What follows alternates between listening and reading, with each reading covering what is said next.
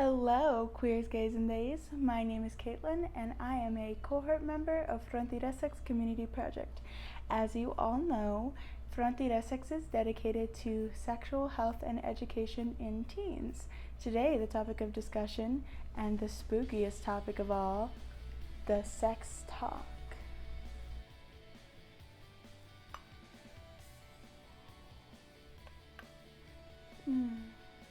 Now, since the dawn of time, our species has been having sex. And since even longer, teens have been less than excited to talk about it. Now, I want to give a quick disclaimer before we get into today's video. I perfectly understand that there are just some circumstances where talking about sex to your parents is not always safe and not always a good conversation to have. In fact, many queer people report having a negative relationship with their parents that hinders on their ability to discuss sex in a meaningful way that's helpful to them. I mean, as it stands today, over 50% of parents just talk about the idea of sex with their kids, and under 30% actually talk about different sexual orientations other than straight. That being said, it can be extremely helpful talking with a trusted adult or letting somebody communicate with you about sex in some kind of meaningful way. Things like sexual orientation, birth control, and consent are often some of the most contentious topics among teens and some of the questions we need answers to the most. In addition to that, doing your own research about the topic of sex ed with reputable sources can be a great way if you don't have a trusted adult or parent in your life that can help you through this process. I will link some helpful links below for your education. Now, let's talk about sex. So, as previously stated, sex is not a common topic amongst most households. Most parents and children don't want to associate either party with the idea of sex. In a Puritan culture, it can make us feel icky or weird. That's why it's important to test the waters of your relationship with your parents or a trusted.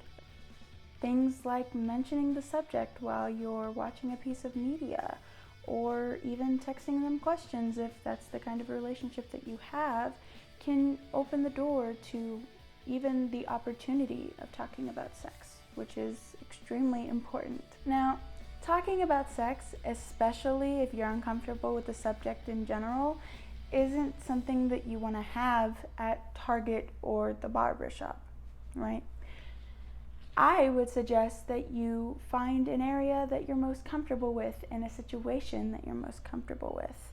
In situations like these, the utmost importance is your safety and your comfortability when asking things that we would classify as maybe icky. I would also suggest telling your parents beforehand, maybe even preparing some specific questions that you might forget about in the moment when talking to them. Being able to ask to have a serious talk beforehand can maybe prepare your trusted adult, your parents, and even you, if you're nervous, to talking about sex. So you're in the room, you have your parents there, your heart's pounding a little bit, you might even feel a little queasy, a little nervous, a little embarrassed, something we all feel in that moment. So what's next? What do you do now? I would suggest breaking the ice. Explaining what you want and why you want it.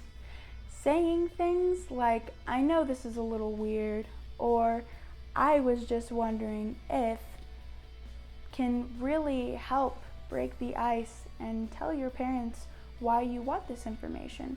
They might be a little curious themselves why you might want to have information about sex. The whole reason for this process, the most important part of this process, is the fact that you can gain knowledge from people who might have a little bit more experience than you do. This is why it's important to ask as many questions as possible. Sure, This initial conversation can open up the door to have further conversations in the future for any questions that you might have concerning sex and relationships. But this is the start. With that being said, I'm about to show you the talk that I had with my parents. It's going to be a little rocky at first, I promise. It gets better. Just keep watching. Hello everybody, my name is Caitlin, as you all know. This is my mother, her name is Terry. She will be an expert on all things motherly. And this is my father, his name is Adrian, or AJ for short. He will be the expert on all fatherly questions. Are you guys ready? Indubitably. Let's do it. Okay, cool. Question 1. Are you nervous about talking to your children about sex? No. A little bit. No. Why are you nervous? Because it's hard to know how much to say and what not to say. That's a very common answer among parents, by the way. Why aren't you nervous? Because I came from a perspective, an upbringing that it was a very taboo and shameful thing to talk about, and I've always taken a tact to go in the opposite direction. So I'm an open book. Ask me anything and I'll answer as best as I can. So anything's on the table? More or less. Got it. That's gonna come in handy. I'm just kidding. Question number 2. Did you ever have the sex talk with your parents? In a manner of speaking, but the sex talk that I had was that it was something reserved specifically for marriage, and it wasn't anything scientific. It was just that it was for marriage only. Nice. And you? Did you ever have the sex talk with grandma? More or less as well. It was more reserved for someone you love, not necessarily marriage. But it was something that you don't talk about. All right, next question. Do you think that children or parents should initiate the sex talk? I don't think there should be a sex talk. I think it should be an ongoing conversation that evolves as you get older. So I think just depending on the situation and the topic, it can be initiated by either one. That's a good answer. Dad? If there's curiosity on the child's half, there should be an environment where either way it could work. I wouldn't say there's a right or wrong way to initiate. All right, next question. So, what do you think is a common misconception about teenagers when it comes to sex and relationships in general? I think probably the most common misconception that people have is that teenagers can't understand the consequences and can't make decisions for themselves about their sexuality and their sexual activity. I think they're more capable than we give them credit for. So let's talk about sex. Let's have the talk. What are some of the little nuggets of wisdom that you have for teens when it comes to relationships? First nugget I would give that I wish I knew that somebody had told me once upon a time is that that you should know yourself first before you introduce a partner. So getting to know yourself, what you like, what you don't like, what feels good to you is really important and will make it a better, healthier experience when you introduce a partner into the mix. So that's my first nugget. My second nugget is that trust is super important. Dad? I don't know how I'm going to follow that. No, some pearls of wisdom. Um, it, Standard for any interpersonal relationships is communication. You have to be. There has to be an open dialogue. So for me, communication is key. And on the topic of communication, I think it's important to ask because a lot of teens like the sex talk feel super awkward about communicating their feelings when it revolves around sex with their partner. So, is there anything that you would say on the subject concerning enthusiastic consent, asking for what you want, and fully communicating with your partner when it comes to sex? To me, that looks like informing yourself and educating yourself, because it's hard to communicate without the vocabulary to do it. So I think, and obviously, we live in the information age. Not all information is good information or healthy information. So it's worthwhile to look for reputable, reliable sources. But I think the more that you expose yourself to the language and you educate yourself, it then makes it easier, gives you the vocabulary to be able to have those conversations.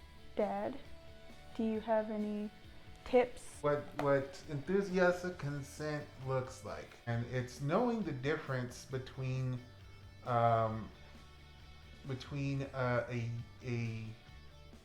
enthusiastic yes and a hesitant yes. But I think knowing what coercion is and not doing that is also important, because But that goes back to knowing your partner, getting to know your partner, and having that disclosure well in advance of the act and what you're wanting to do, willing to do. And like I said, you should know the hesitation in somebody's voice and the apprehension in their physical touch and the way they're interacting. If there is any sort of hesitation, that is not enthusiastic consent, and that's where we all as partners need to be able to stop right then and reassess and communicate with each other. Is this something that is truly something that you want to do?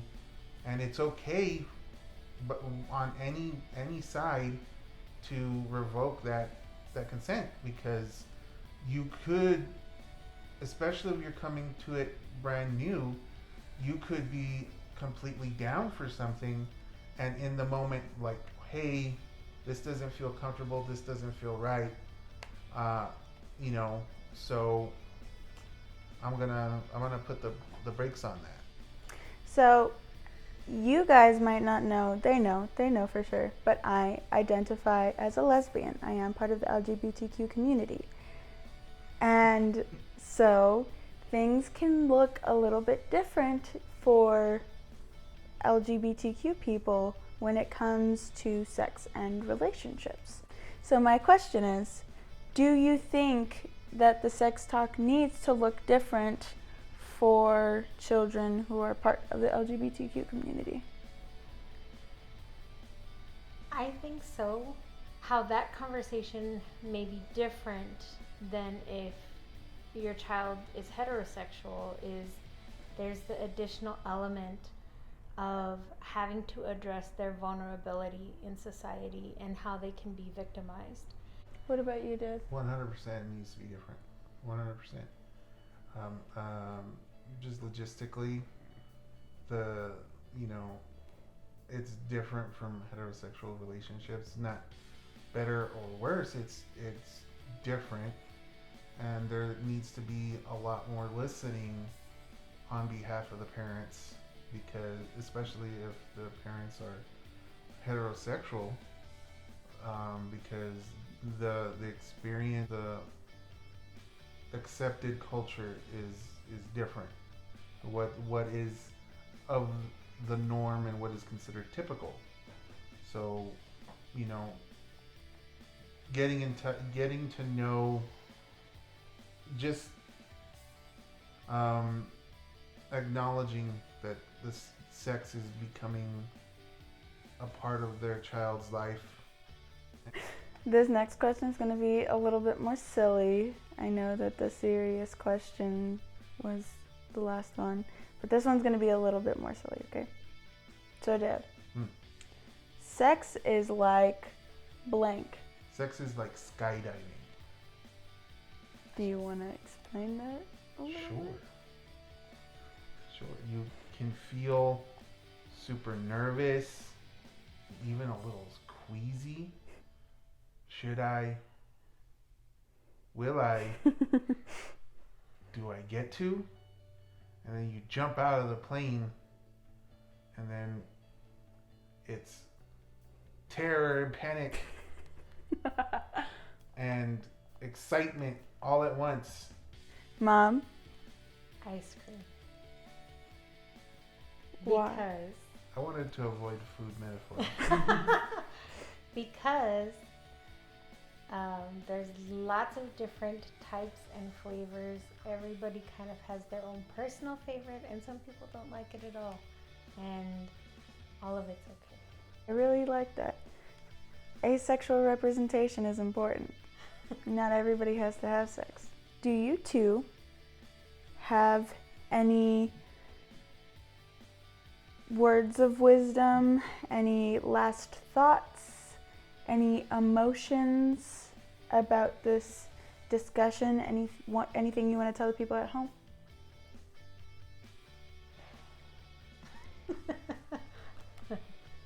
Don't be afraid. You just compared sex to skydiving.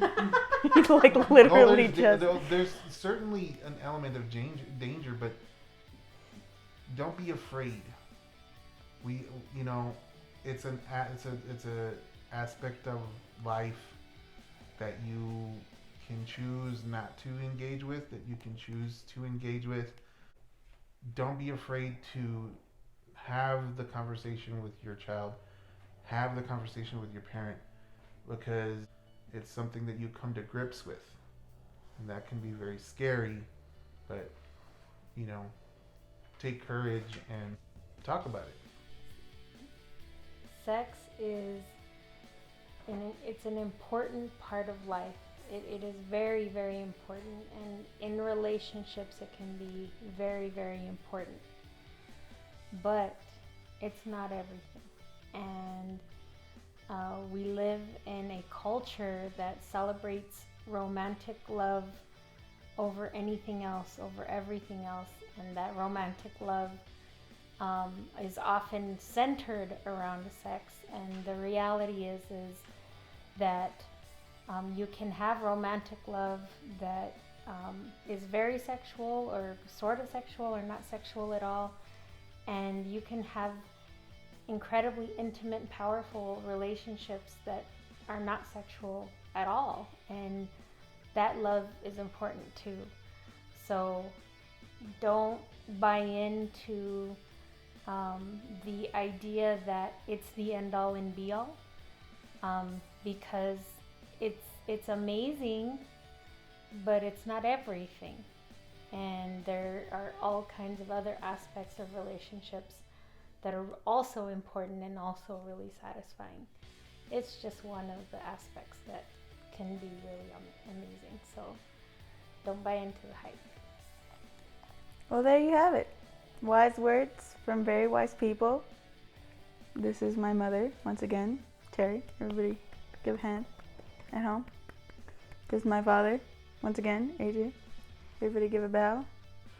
Give a bow. All right. Thank you so much. So, that was interesting. I'm just kidding. It was really, really helpful and nice. That was the first sex talk I had with my parents. As you can tell, I am pretty young, so it was a little nerve-wracking actually getting to have the conversation. And I hope you guys stick around for the next video. I love you all. Bye.